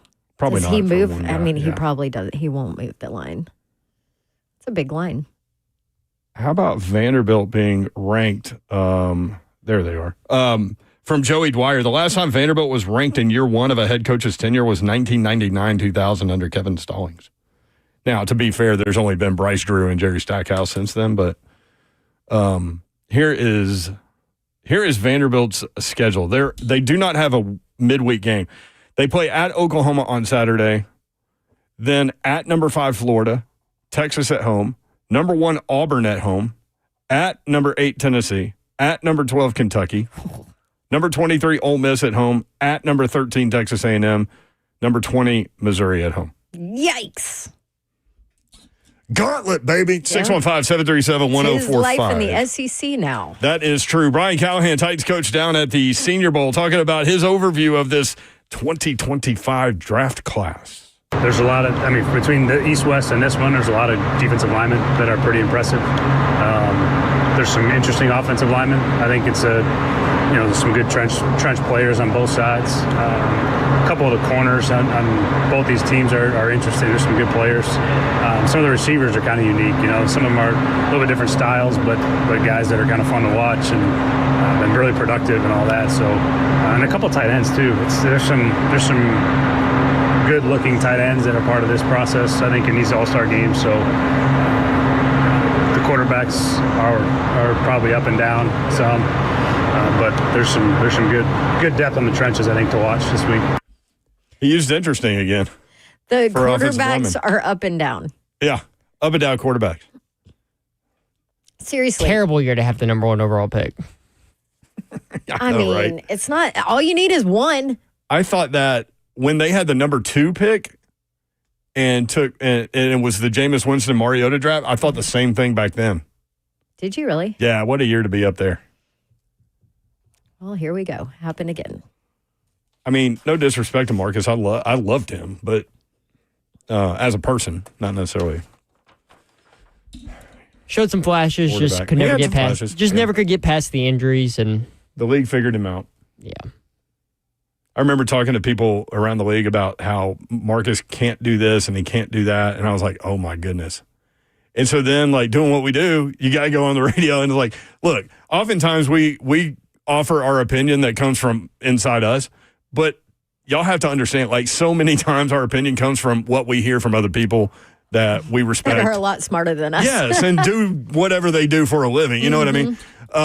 And so I was like, man, you remember, you were here. This is going to have to be a hard take. And remember, I'm like, I'm Mr. Positivity. So I was like out on Marcus for like a year. And people were crushing me. Mm-hmm. And, you know, it turned out to come into fruition. But great dude, though, you know, incredible teammate. So does Dylan Gabriel's 74.9 mile per hour pass change your opinion on that? You stop with him. Oregon quarterback. Gosh. No? Yeah, that's right. No? Doesn't change your mind on him? No, dude. No. Even Buzzing with the Boys like put out the story, and in their Twitter, their Instagram headline, it was like Dylan Gabriel apparently threw a football 74.9 miles per hour. When they had the picture of the scoreboard right there next to him. Yeah. All right. Brian Callahan going into the pre-draft process for a second time, compares it to year one. That was great. I mean, I'm not hiring a staff, so that everything's kind of moving forward. And it allows us to actually get down here and get exposure to the players. This is my first exposure to them, so the East, West, and this are sort of my introduction to a bunch of these guys. It gives me a nice jump into the scouting process. I like the scouting process. I think I told you guys before. I enjoy doing it. I enjoy being down here. I enjoy watching players. The interviews are super productive. It gives you kind of your first snapshot of who these guys are. And you get a chance to watch them all the way up to the combine, and you get one more time at the combine. Usually by the combine, I feel like I got a pretty good handle on the class, top to bottom. But it's a really productive time to be here. See you guys in person. James on Twitter, glad to hear you say that we are smarter than you guys. I in no way said anything about our intelligence level or yours. People just love to start crap. It drives me crazy. Can't we all just sit in here and have a good time? No, James always puts stupid stuff in the chat. Why do you even pay attention to him? Sometimes I don't have time to read it, but yeah. All right. Speaking of coaching staff, he's the same. Okay, Brian Callahan on the additions to his coaching staff. Yeah, I feel great. Tony Oden is a really outstanding secondary coach. I was with him in Detroit. I watched him work. He's done his work speaks for itself at the Jets, just how well they played on defense, particularly in the secondary. Really good coach. Unique opportunity for Stalker. I love Luke. I think he's the best way to put it is I think he's really talented, and I'm excited about him in that tight end role. He got years of experience playing, and young coach. I think he's got a lot of promise as a coach. Who else were you on? I know you got a complete turnover, I guess, on special teams from guys that were not going to be with you again to a whole new group. Yeah, I mean, Bones is one of the best of all time. I mean, his energy is infectious. What he brings to the totality of the team. I think his meetings are sort of legendary, around the league. Just one of the all-time great guys, too. And I think that guys like him don't come open very often. They're not usually available. And the way it worked out in Dallas, he ended up having some availability, and we went after him pretty hard to try to improve our special teams. And I think as much as you can try to make improvements, both in coaching and playing, we try to do as much of that as we can. And I feel really good about the guys that we've added. Cowboys #1 in a lot of special teams categories. It'll be interesting to see how different they look with Bones in there. I mean, talk to anybody around the league, that's the guy they talk about with special teams now. Like, he's the guy. I would never say that it can't get worse. Oh, here we go. But holy crap, yeah, it would that can't be get worse. Unreal if that got worse. Speaking of. I would. I'm not going to say. No, don't do any. Don't say anything dumb, Dawn. No. No. I just got flashes of all these people that have to get crazy tattoos or eat poop because of things that they say. Oh, if this happens, da da da da. So don't worry. I'm not going to say that. But it would be amazing. It would be beyond interesting if things got worse in the special teams area for the Titans. There's no way, right? No, there's no way. Okay. Okay, if things got worse after you just hired probably one of the best special teams coaches in the league, then you're looking at your head coach and being like, all right, man, I'm telling you. What the hell? Do this. When we're at the Super Bowl next week, ask around when we're down there, who's the best special teams guy? And I'm telling you, everybody will say him. Yep. He's just that guy right now. He's got hand in the special teams world. Brian Callahan, speaking of, how difficult was it to fire Colt Anderson? Yeah, incredibly difficult. I mean, this is still a this is still a human element to this business, and it's a people business. And I love Colt. I hope everything goes great for him. I think he's a good young coach. I think some things out of his control to some degree, but ultimately that's how it goes sometimes. And we weren't good enough there. And him and I have talked multiple times, and he's disappointed. I'm disappointed, but that's the way it happens sometimes. And look, we've all been fired as coaches. I've been fired before. It happens. It's just part of the business, and I wish him the best. I love him to death. That was a difficult decision, but one that, at the end of the day, had to be made for the sake of the team, I think. I mean, should have made it in the middle of the season. Yeah, but anyway, because he ended up changing the entire special teams department. So disaster. It was a disaster. To watch the show live, YouTube, Facebook Live, Twitter, and Twitch. Twitch, please. I'm sorry to all of the Jameses in the chat. I really wasn't mad. Did I sound mad when I said that? A little bit. I did? A little bit. Sounded, yeah. Oh, sorry. Maybe not Sounded mad. Frustrated. Fired up maybe, but yeah. But James Fields, I apologize, my friend, and anyone named James in the chat. I'm the one that said he puts dumb stuff in the chat. And then he said, I'm going to move on from the show. Been a fellow listener since the beginning. Never been told off on air before. Let me go cry in a corner. Actually, I think, James, me and you have gone at it before. Pretty sure. Has he led you to? Yes. Whenever we hear that, because like Slay does a great job of staying in the chat and like communicating with everyone there. And I try to get in and out of there, but when I hear you doing that, I know I've missed something. I don't stay very often in the chat because it's hard to focus and do it. Like Slay does a phenomenal job of it because he can do 8 million things at once. I cannot. I wish, but sometimes I do. I get sucked in and then I go off. I wish that we could invite everyone that listens in here to like see what all's going on at have any a party given time. In here. Yeah, have a party in here. But also like we might have to discuss this. Just because we have one of the bigger studios in the building doesn't mean we need to invite the entire F&M Bank chat. Dude, this place would be jumping. I'm all for everybody in the F&M Bank chat being right As long here. as I get my space in my room, I'm fine. Nobody in here. Oh, no, we're going to have to send people back there to see what all goes on. Yeah, and just let them fire off some stuff. And no. Let them hit hotkeys. Yeah. Letting Dawn and Slay back here is enough. It'd be a great field trip for He's already locked us out once. Leave my domain alone, please. Reese is in the chat from Reese and Laura. Mayor, we're favored by 11. I don't like that line. Going to be in game, but I hope Kentucky gets up 4-0. Then I'll jump in on it. What do you think about 11? That high in a rival DraftKings game. has 11 points. I'm not touching that game. But it's Tennessee at home. It's a lot of points. You seen Tennessee's offense sometimes? I mean, 53-51. I mean, they could easily win that game 59-50. You know what I mean? Mm. And Kentucky gets a backdoor cover because they hit a 3 or something. I could totally see that. Yeah, that's true. And the other thing that scares me about Kentucky from a Tennessee perspective is Kobe Brea. He can fill it up. Now, he gets hot. Zeph Dog, Brea, look out. That dude can, just cold go 9 of 10 from 3. And then you're like, that was quick. 11-point line? Mm. So, yeah, I ain't touching it, Babs. I'm just telling you. I ain't touching it. Okay.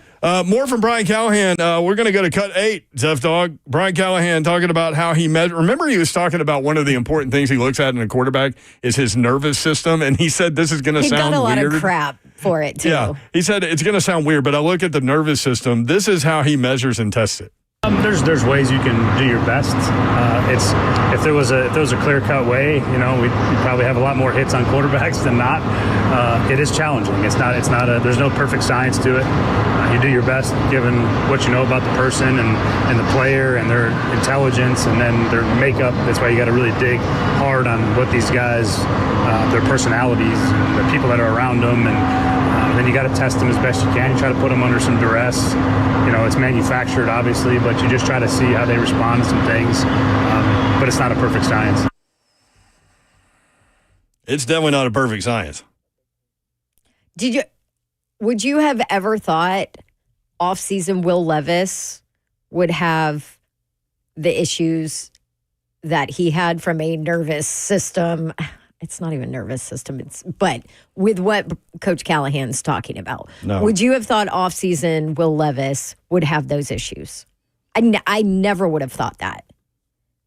Super calm, preseason, cool, collected, doing everything right, talking the talk, walking the walk. Preseason, he looked great out there. And then he showed a couple of things that made you pause during training camp practices. When Seattle came into town. Yep. Then it was like, I don't know about that throw. And why'd you throw it to that guy? I don't know about that decision. Yeah. So those were some of the red flags. I just blew right through the red flags. Just like, hey, man, this guy, like, I thought he'd be okay. I actually brought them up and was concerned about the red flags, but was still sold on him. We'll get to Will Levis from Brian Callahan in terms of his offseason plans. It's interesting. He's going to be coached by a guy that we've had on this show several times. Mike Borgonzi, talking about the GM, talking about how he finds a quarterback with a good nervous system. A lot of, you can see some of the poise on film, right? Critical situations, third downs, red zone plays. Those are things you're looking for when the game's on the line. What do they do in critical moments of the game? And then a lot of it is researching with the scouts and talking to people inside the building and how they deal with adverse situations throughout the week, throughout the game. So that's an important part of the process. Making plays in critical times of the game, especially for that position, is very important. Interesting. I mean, these NFL teams talk to everybody around those college programs to find out info. Yep. I mean, I've been asked about players before. Yep. I mean, because I sit on the sideline, I get to see everything during games. Any and everybody they come across, they talk with. It is information gathering to make sure you don't miss anything. 615-737-1045. Ken in the borough next up on 3HO. Ken, what's up? Nothing much. I actually just wanted to call in and actually talk about the number 1 overall pick. Yeah, my wife's from Philly, graduated from Penn State, and I watch a lot of Penn State football, and I study the film, and everyone with Abdul Carter and saying that the Titans don't trade back, take him number 1 overall. When I look at Abdul Carter, it's buyer beware for me. He, in my opinion, he's the exact same guy. I don't know if you remember this name, but Barkevious Mingo. Yeah, from LSU. From LSU. Yes, sir. Yes, sir. That's exactly who I see when I look at him. That's an interesting comparison. Build. And he struggles to, from what I've seen from Abdul Carter, he's a great athlete, but he struggles to convert speed to power. It's all speed rush. Hand placement is generally bad, in my opinion, and he struggles with stronger tackles. Yeah. So I don't think it's worth the pick, in my opinion. If you're going to get a pass rusher, go get Jack Sawyer out of Ohio State. 4 years of production. He's a stronger guy, and in my opinion, he's going to actually perform better at the combine than what Carter will. So I just tell people to beware of Abdul Carter because, they tried to make him the next Micah Parsons. It's 1 year of good production, and it's not prolonged, in my opinion. If you're going to get a quarterback, take Cam Ward, and if not, trade back and let someone else take Abdul Carter or a quarterback because he's just not that guy, in my opinion. That's an interesting comparison. Yeah, because Mingo, good perspective. Mingo was flying around the field at LSU, man. Yeah. Exactly. Then you seen him in Cleveland, and it was like, this guy, he's a great athlete, but he doesn't get after the quarterback in the exact same way. He can beat you if he's coming, if the left tackle or the running back or tight end misses a block. But other than that, once these guys, like, say, Trent Williams, once he gets out there and gets that wide set, he's done. I mean, it's just he won't be able to get off that block, so I just don't think it's worth it.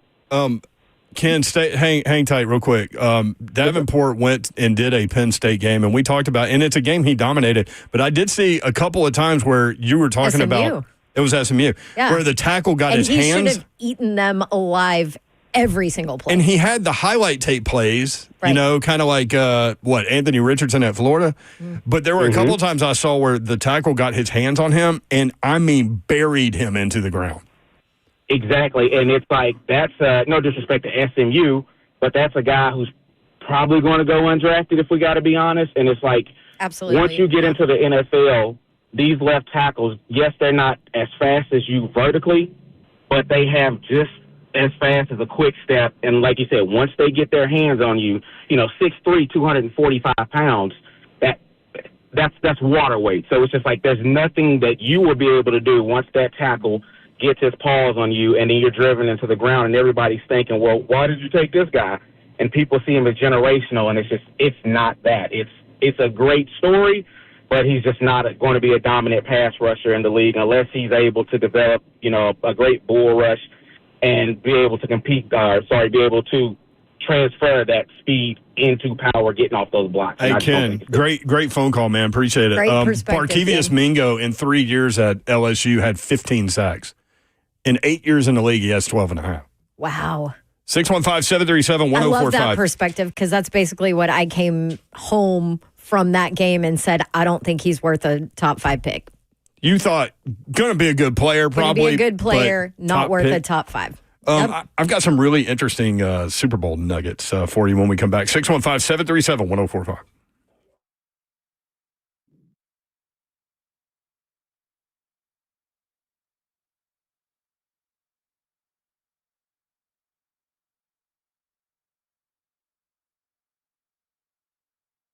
All right, want to tell you about Zen Sports, which is going to become VIP Play this coming March. Yes, how about it? Zen Sports right here in Tennessee presents VIP Play, and they're all about the VIP Players Club, by the way. They have this sweepstakes going on for January. One grand prize winner will win a $10,000 bonus bet on the NFL big game in February, $10,000 cash, or an alternative prize of $15,000 cash. And this is how you earn entries. Every bet you place in January, every dollar you wager, you still got a couple days to jump in on this. Plus, you earn 10 times the entries on all parlay bets. And if you're a new customer, sign up with my code, DAWN, TN, DAWNTN, and you'll get 500 extra entries in addition to your entries earned from the value of your qualifying bet. Yes, what are you waiting for? Zen Sports, where betting just got better. VIP Play is here. Gambling problem? Call 1-800-889-9789. Qualifying wager for a wager entry must have minimum odds for any leg of the entry of at least minus 250 or worse American odds. A qualifying wager must be made for a minimum amount of $5. Just head to zensports.com/sweepstakes for contest terms and conditions. You got to be 21 and older and in Tennessee to bet.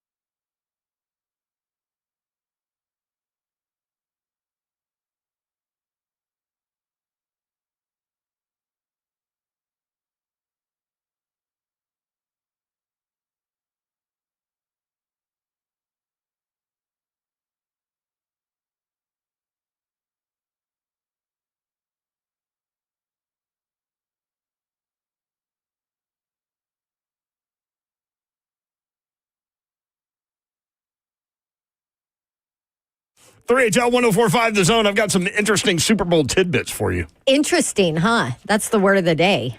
What do you got going on over there? I have some more than interesting, phenomenal tickets to give away to see the Vols basketball team host Florida this Saturday in Thompson Bowling Arena at Food City Center. Let's go ahead and clear the lines out. Caller number 5 to 615-737-1045.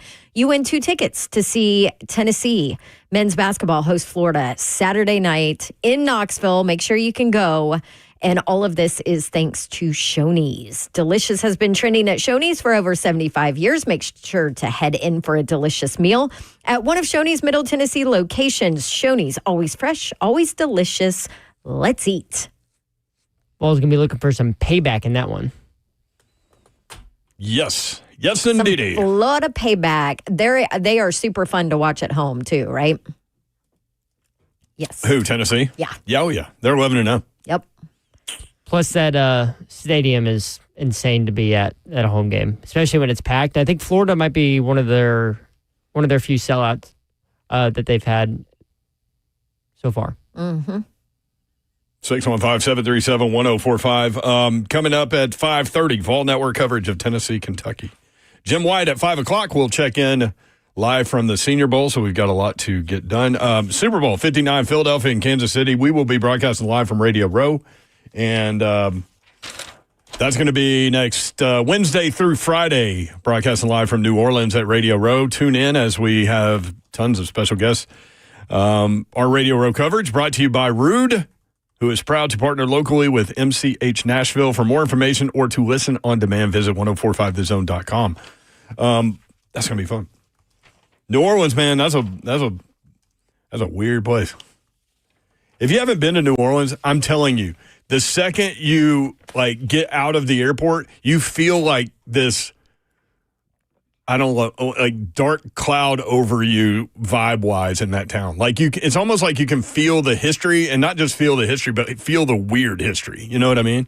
Like, it has a weird vibe. It's a different vibe, They yeah. bury people above ground in New Orleans. Well, yeah, because they're under sea level. That's right.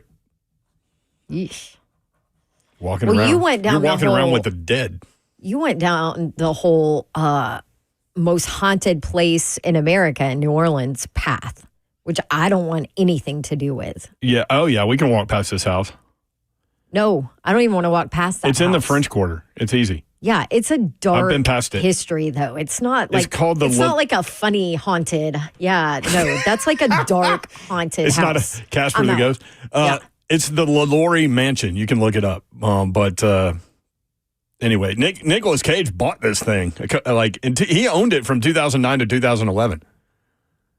But it is up for sale currently, I think. But they said that people give pause because of the history. So, Madame LaLaurie was a wealthy socialite, suspected Black Widow murderer, and sadistic enslaver who became infamous for her hideous mistreatment of enslaved people. Good Lord. I'll just stop there. Okay. See? Madame LaLaurie. I'm telling you, dark. This was back in she moved to New Orleans in 1832. I'm out. Almost 200 years ago. Anyway, I know Slay will be out. He won't want to. He doesn't like stuff like Nope. that. Mm. Philadelphia, Kansas City. Kansas City favored by 1.5 Sunday, February 9th, 5:30. Fox is the network. Eagles defensive coordinator. Here are my nuggets. You ready? For today. Okay. Eagles defensive coordinator Vic Fangio has faced Chiefs quarterback Patrick Mahomes 8 times. Oof. He's 0-8. Oh, man. Patrick Mahomes has 10 touchdowns and 2 interceptions in those games against Vic Fangio. Now, 6 of them were with Denver, twice with Miami. Now he is with the Eagles. The winningest coach in Chiefs history is Andy Reid. The winningest coach in Eagles history is Andy Reid. How about that? Chiefs wide receiver DeAndre Hopkins has played 12 seasons in the NFL. He's caught passes from 19 different quarterbacks. 7-time 1,000-yard seasons, 83 touchdown receptions, playing in his first Super Bowl. That trade worked out well for him. Mm-hmm. Did you see? He went from a 3-win team to the Super Bowl. Did you see what he said about his first time being traded from Houston to Arizona? He said, "I was traded for pennies in my prime. when asked about what it meant to be where he is today. He said, can't believe that he was traded for pennies in his prime. Danny pennies. The Chiefs will wear the white jerseys, Babs, for Super Bowl 59. From Evan Kaplan, 16 of the past 20 Super Bowl winners wore their white jerseys. Whoa, really? How about that? The Eagles will wear green. The only teams to wear a color other than white to win a Super Bowl in the last decade are the Chiefs twice and the Eagles. Oh, well, there you go. Eagles won in 2018, remember? I'm sure Furman is all What did they over wear? these. Who wore what last time they played? Well, obviously Kansas City wore white. Well, it could have been a color. You said the Chiefs wore a color. Oh, yeah. Yeah, you're right. They won twice. Yep, you're right. I don't know them. Good question, Tef. I'll look it up. That was an interesting question. Thank you. Just trying to please Brian Callahan. That question went by my head at 74.9 miles per hour. That is not Dylan Gabriel. That's bunk. Kansas City in their 5th Super Bowl in 6 years. What were the stats on that? Like Michael Jordan was 33 by the time he played in 6. I think I have this somewhere. Yeah, Michael Jordan didn't make his 5th NBA Finals until he was 33. Patrick Mahomes has not turned 30. He's in his 5th Super Bowl. So Jordan was 33 when he made his 5th NBA Finals. Tom Brady did not make his 5th Super Bowl until he was 35. Mahomes ahead of the game, man. Also, who's going to take them down? Does anybody see them like taking a step back? I mean, the only two teams that could have taken them down didn't.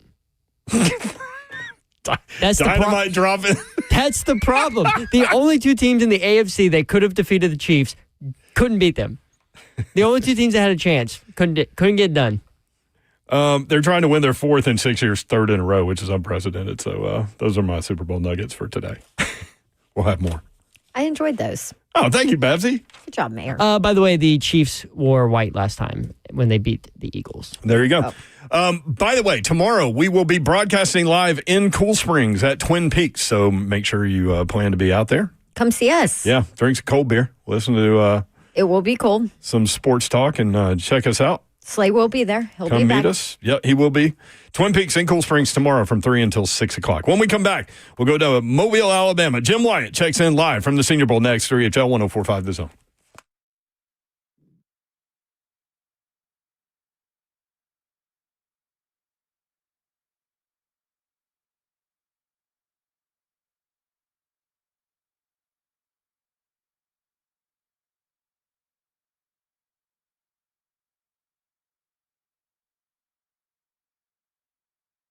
What is happening, good people? Listen, you want to look and feel better about yourself? This is what you need to do. Get the PAI Medical, regrowhair.com. Get on over there, man. Don't wait. 615-376-6010. Now, the laser treatments, they do have those. And they also have another thing that you can go with, the PRP. For busy men and women, you're in about 45 minutes. They work thicker and full of hair, and they restore your hair and your confidence right there. Boom. All you got to do is call 615-376-6010. Give them a call. Lead in there and tell them Big Slay told you to go. Tell them you want to get your confidence back. You're tired of looking in the mirror. You seen the little sunroof open up. You don't want the sunroof opening up no more. You're done with that. So I'm going to make it real simple for you. You get it. You get the confidence boost. You get the hair back. No one else in Tennessee has the Artist robotic FUE procedure. Regrow Hair's high-density hair transplants give you more. Yeah, 2 times more hair in one procedure. And if you don't want to go with that, you can just go with the laser treatment. You sit up under the lamp, boom. You go in there consistently. You can do it 3 times a week.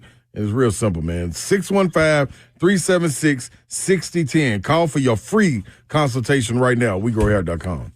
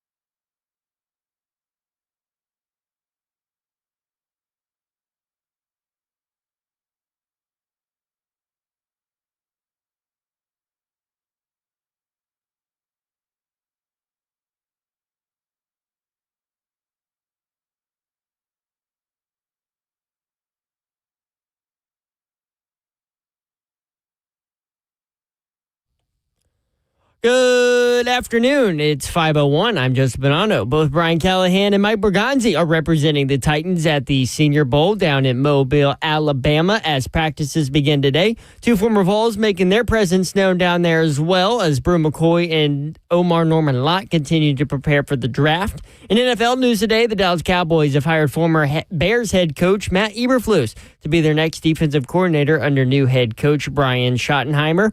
Tonight, number 8 Tennessee hosts number 12 Kentucky, as both teams look to bounce back after tough losses on Saturday.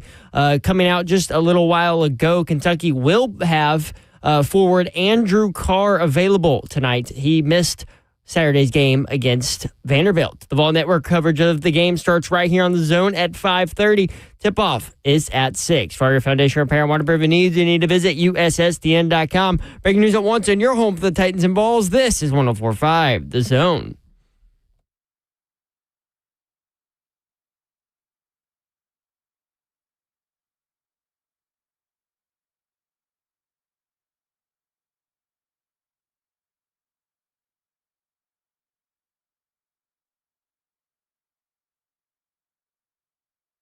HL 104.5 The Zone. Brent Doherty, Don Davenport with you. Ronald Sylvester Slay is in Charlotte, North Carolina. He is working SEC Network duties tonight, so you can check him out there. Let's go down to Mobile, Alabama. Jimmy Wyatt, TennesseeTitans.com, is down there. Jim, how are you? I'm doing great. How you guys doing? How much more activity goes on now at the Senior Bowl compared to when you first started going down there? Well, yeah, it's incredible just how much it's grown. Just the amount of NFL personnel that's here, the amount of media that's here, the caliber of player that's here. I just got back from the Shrine Bowl, and I can't compare how that has been before because that was my first Shrine Bowl. But this has, I don't know how many Senior Bowls I've been to, but it's incredible just how much it's grown. Kind of like the Combine. I mean, you don't even recognize some of these events compared to what they used to be, and there's some good and there's some bad with that. Access a little bit tougher because you got more people hustling to try to get to some of these players. But I think it's great, just the exposure, and I just love that there's so much interest in it from people that follow me and follow the NFL, and it's a 365-day-a-year deal now in the NFL, and this is just a part of it. What is everybody talking about today at the Senior Bowl? What's standing out? What's the big chatter down there? Yeah, probably different from me than for other people. Yeah. Like for me, this is Titans Day, because Mike Borgonzi, talked to us in between the two practices. Brian Callahan talked between the two practices, and certainly a lot of information came from those. Borgonzi talking a lot about his additions to the staff, from Dave Ziegler to Reggie McKenzie. Just talked about, everything that's gone on since he took the job and what he's looking for down here, and how he's trying to reshape the way things are being done from a scouting and grading perspective. Brian Callahan obviously discussing, changes to his coaching staff, what he's seen from Shedeur Sanders so far, what's Will Levis's plan this offseason, what has stood out to him throughout these two All-Star game appearances. So very Titans-centric for me. As far as what's going on in the field, it's a lot. I mean, you got, two practices, each of them 2 hours. You've got, some of these team drills a little bit messy because these guys are not used to playing each other. But so what I think everybody looks for is these one-on-one drills, whether it's the O lineman, D lineman, whether it's the receivers and the DBs, and you just got your head on the swivel down here, as Coach Mack likes to say. And I saw Coach Mack today too. All in the middle of everything, huh? That's right. Yeah, you run into all kinds of people down here. A lot of people you hadn't seen in a while, people who are formerly employed by the Titans, people who are employed by the Titans, a lot of people that I used to work with, including Jeff Legwold from back in the day. So you'll find somebody. This is the place to be. I think it was a Lake Dawson sighting down here. I hadn't seen Lake Dawson in 15 years. I thought that he Notre Dame wide receiver might be a candidate for one of these Titans jobs that came open. Yeah, I don't know about that. Jim Wyatt, I'm glad you didn't get hit by that 74.9 allegedly thrown football by Dylan Gabriel. I'm not buying that for a second, Jim. Yeah, I know, and it's funny. I watched the quarterback. I mean, he's got a strong arm. Watching him didn't make me,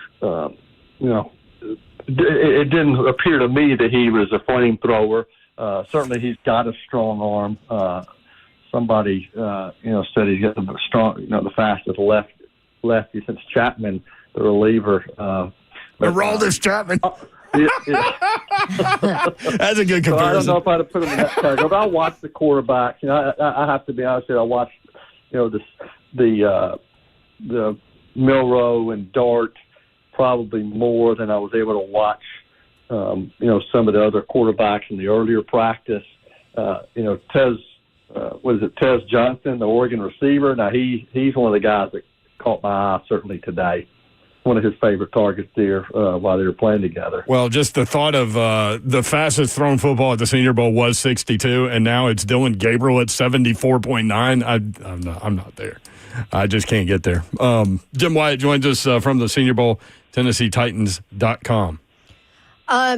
Speaking about the quarterbacks, you got to talk to Kelly, you got to talk to Borgonzi, and both of them both of them talked to you about Shedeur Sanders. What stood out about their comments?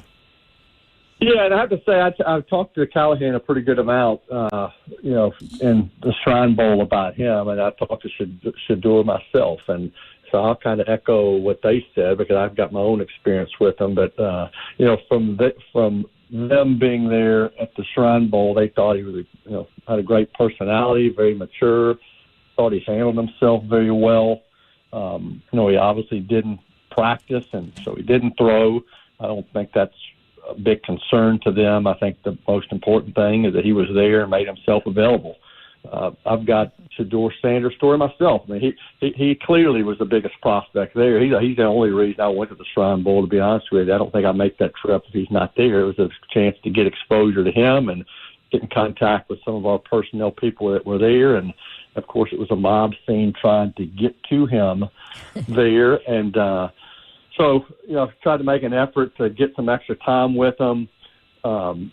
After his big scrum, and I think everybody else had kind of been shut down in their efforts.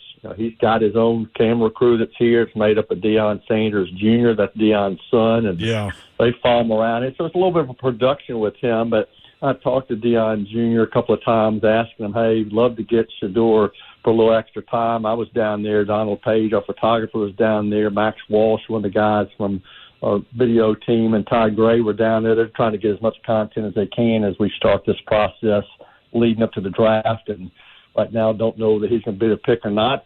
May not be, but you just try to get as much as you can get. And so I was talking to Deion Jr. after, I guess, the Saturday practice and made another run at him. Hey, I'd love to get Shedeur. And Shedeur happened to be within earshot and saw he was asking. And I was wearing a Titans hat that day, and Shedeur said, hey, I pretty much said, I got you. Find me when this is over with. So he did his media scrum, and then we, went down, tracked him down into a separate little area that was kind of walled off, and he said, come on in. And he shook hands with every one of us. He couldn't have been any nicer. Talked about how he'd love to play for the Titans. They picked him. It'd be an honor. And I walked away thinking, man, this is a very mature, very nice kid. And I think people would really like him. I know there's a lot of questions about his dad and how much of an influence he might have. And the way Shedeur said it is, it's not a bad thing to have a dad who's supportive of you and wants the best for you. So I walked away from there very impressed. I know the team walked away impressed, and this is just the start of the process. We'll see where it goes from here.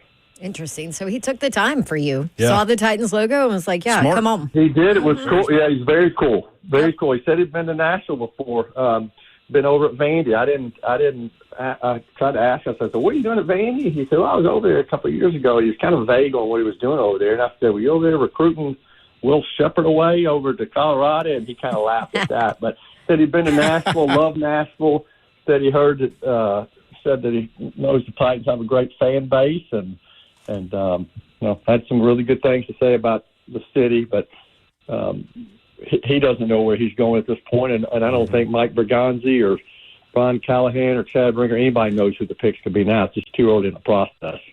Well, I'd love to ask you about Cam, but he's not at any of these All-Star games, so no conversations he's not, with but him. he is training with Shador Sanders, and Shador just talked about him and how they're buddies and they compete. Brian Callahan said, he did say today, that he wished Cam Ward was coming to some of these events so he could talk to him, but they'll get a chance, whether it's at the combine or whether it's at a pro day or whether it's at a visit. They'll know all these guys well. Jimmy, good stuff, man. For people out there that want some Senior Bowl content, Jimmy's got you covered, TennesseeTitans.com. Good stuff, man. Appreciate you.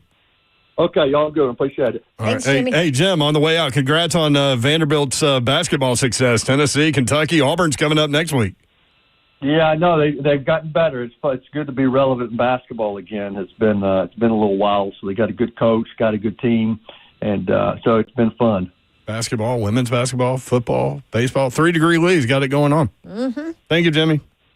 Okay, have a good one. All right, there he goes, Jim Wyatt. How about that?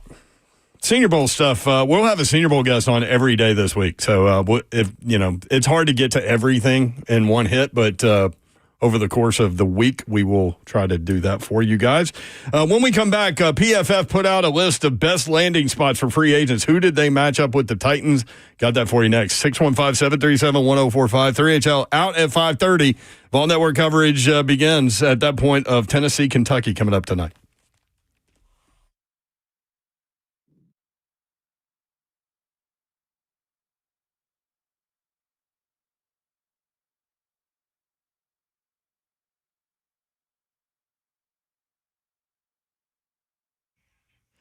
All right, sometimes it's time to upgrade the things in your home that, let's be honest, we don't love to upgrade these things, like maybe your windows and your doors, but it's necessary.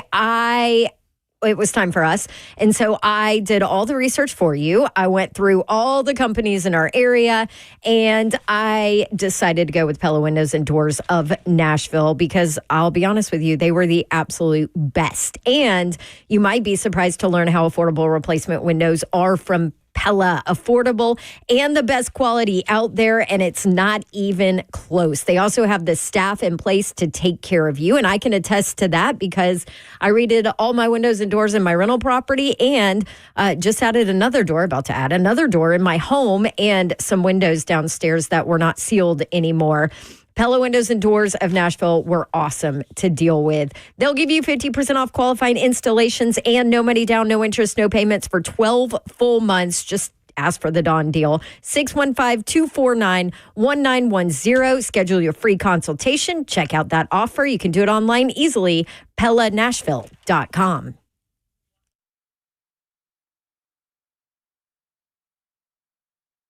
I love living in Middle Tennessee. We've got great restaurants, entertainment, sports, and one of the nation's top Ford dealers right here in our backyard. Two Rivers Ford. Remember that name. Two Rivers has been a staple in our community since 1983. They're locally owned. They have a non-commissioned sales team, and they sell below MSRP. They've been doing business with integrity for decades. Two Rivers Ford, the South's most trusted Ford dealer.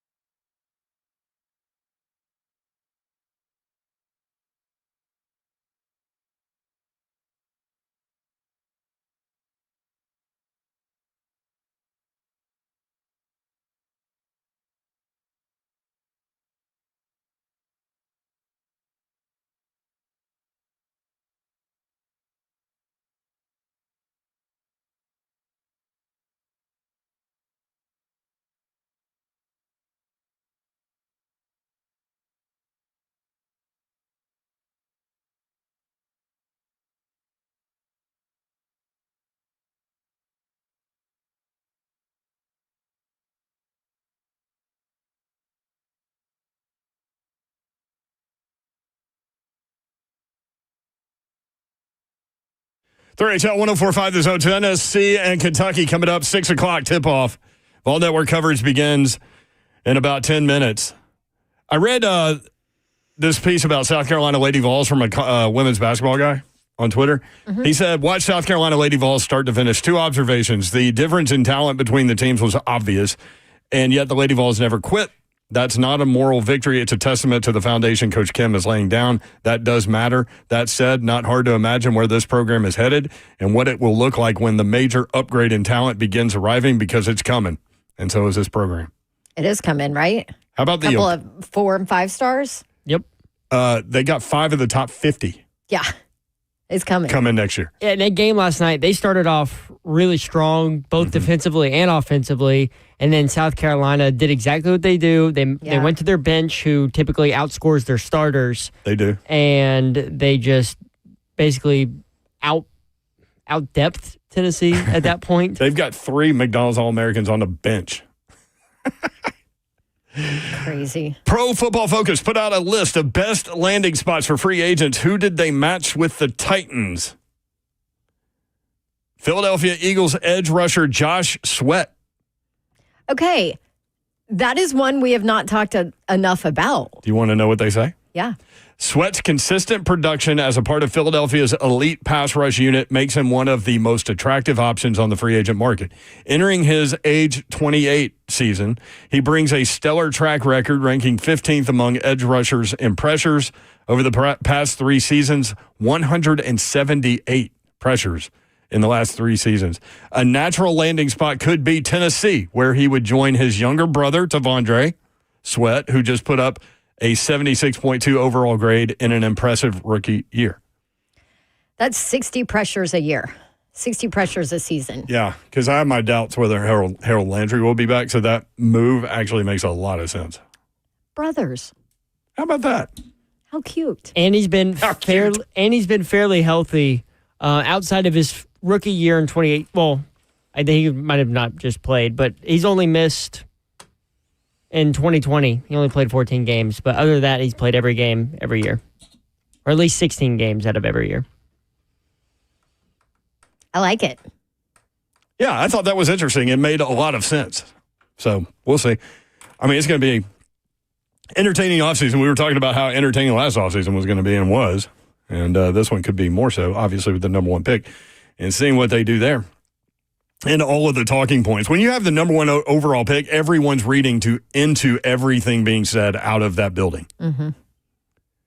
Yeah, we saw the generational talent just exploded. But like I said last week, like, what team is not going to go after a generational talent if it's there? Of course. Well, also everybody has a different definition of who and what is a generational talent. Yeah, we were texting with Todd Furman, and he mentioned that. I was like, man, I really think too much is being made of that. I think that was just a conversation where any general manager would have said something like that, or executive vice president. And honestly, that might work in favor of the Titans if they do decide to trade it come closer to draft day, because people are thinking, oh, they have their guy. Mm-hmm. I would love for Babs to be a general manager during this process. She'd be saying all kinds of... She'd be trying to lead you down paths, man. I'd be all over the show. It would be great. I'd be like, hey, watch this. I'm going to change Vegas odds real quick. Right. Wait, she said this day, but then she said this day, and now she's saying this today. Let's go ahead and change those odds for the day. Just going to say you want a generational talent one day, but then you want a real versatile player It the is next. funny, though. And then we really have to find the right quarterback for this franchise. Just keep going, right? It is funny that, like Brinker said, generational talent, but then what did Brian Callahan say about Jackson Dart? He's got interesting talent. Interesting. To me, interesting is not a good word to be described as. Generational talent, different than interesting talent. Furman did tell us that no doubt the odds moving in Vegas, talking about first round draft pick, part of it is to kind of drum up interest and curiosity and get people talking about it, right? Yeah. That is true. Tyler on YouTube, honor Landry, ? That was so funny. That lives on forever. Vince Young announcing the draft pick, called him Honor Landry. instead of Harold Landry. Oh, man, I forget about that Like, sometimes. was it typed out or was it handwritten and he couldn't read There's it? no way it was handwritten. There's no way it was, right?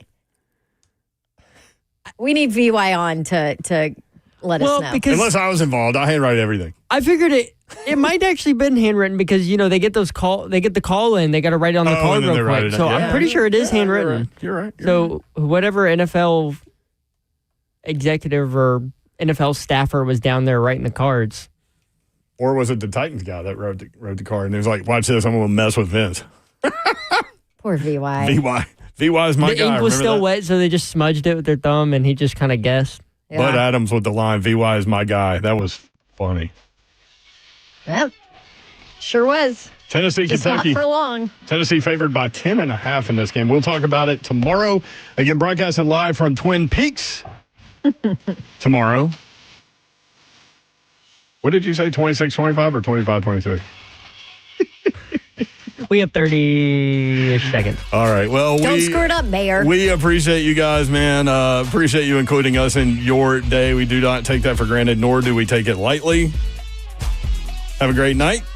Good night. God bless. To Dawn Davenport, who I said today, Dawn has been clairvoyant like a witch doctor.